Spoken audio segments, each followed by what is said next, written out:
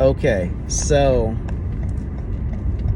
first off, someone asked me a question about, I wonder why we met, why God allowed us to meet or allowed us to connect. And I'm going to say this. Sometimes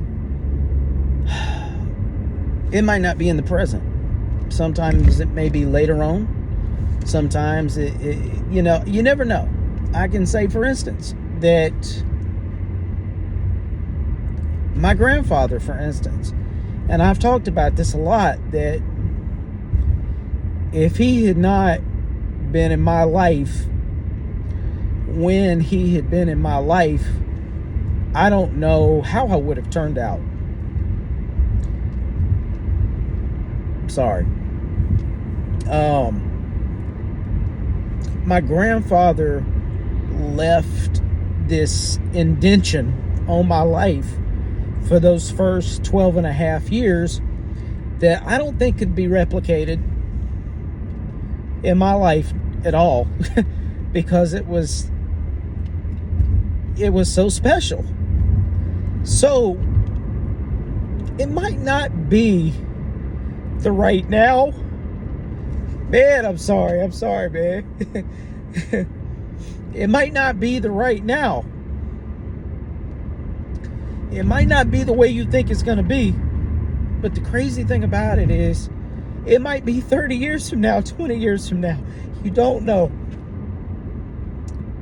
Man, I'm sorry. I don't know why this is messing with me like this, man. And I'll probably still release this because I feel like somebody needs to hear it.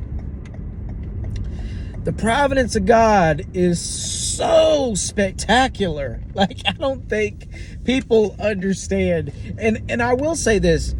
I'm glad that person asked that question because there has been opportunities in the past, especially with the opposite sex. This happens a lot, where God will send somebody our way and we talk to them and connect with them, and we totally misread the purpose, and we jump into bed with them, or we try to marry them, or whatever, and we don't really know, or we don't ever take the time to ask, hey God, before we jump ahead and jump in the bed and get married and have children or whatever.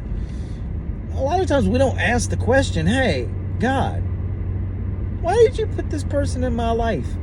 How come I ran across this person? Or how come we talk? What's the meaning behind this? What's your purpose for this? Especially dealing with opposite sex. That's a side note, but relevant. So follow me.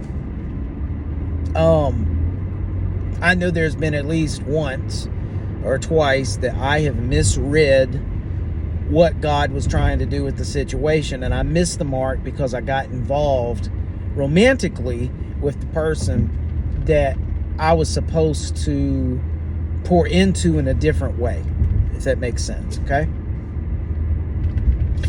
Let's see, what else have we got here? I'm trying to think of another example, but I think that covers it. Well, I will mention another one. I guess he would be my second pastor, Ben Hurley, and I talk about him from time to time because he had such a profound impact as my pastor. From ages 2.5 to 6.5, he was at Spring Garden Friends meeting where we had an arrangement with them for us to live in the parsonage with the church. And so me, my grandfather, my grandmother, and my mom lived in the parsonage, which is a house that's owned by the church, that's next to the church, if you don't know what a parsonage is. So anyway, excuse me. So anyhow, those 4 years influenced me so much with music, with the image of a pastor, with the image of a pulpit, with sound, with recording equipment.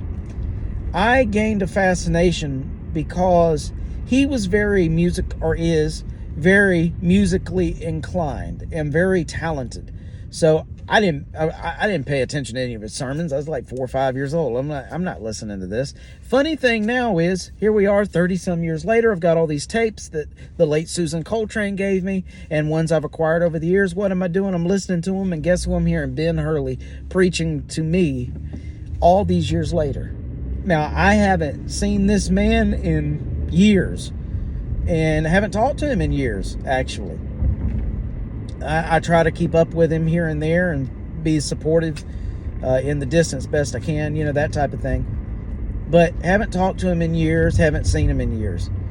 Matter of fact, I don't think I've seen him as an adult. I'll say that. That's how long it's been. But the profound impact that little bit of time had on my life, had on my purpose, my calling, because these imageries that we get, these influences we get, they don't just come out of nowhere. They're there for a reason. My grandfather, when I would see him in a pulpit, when I would see him carrying his Bible, all of these things, this didn't just happen for no reason. And all I can think of is, all the way around, I am totally inclined to ministry work. Are there specifics on what I'm called to do? Of course. But the truth is, I couldn't get away from it if I wanted to. The times I've tried, he wouldn't let me. He wouldn't let me get away from ministry. It just isn't possible. And the truth is, I think if I were to get away from it altogether, I would probably die of the thirst that I have to help people, to be there for people, to minister to people. I don't think I would die of thirst, spiritually speaking, and maybe physically. And I don't say that lightly. I'm very serious about that, because it's in my DNA, mentally, physically, spiritually. It's there, and you can't get over it. You can't get past it. That's why I've said before, some people are chosen, some people are called. I am one of the chosen ones.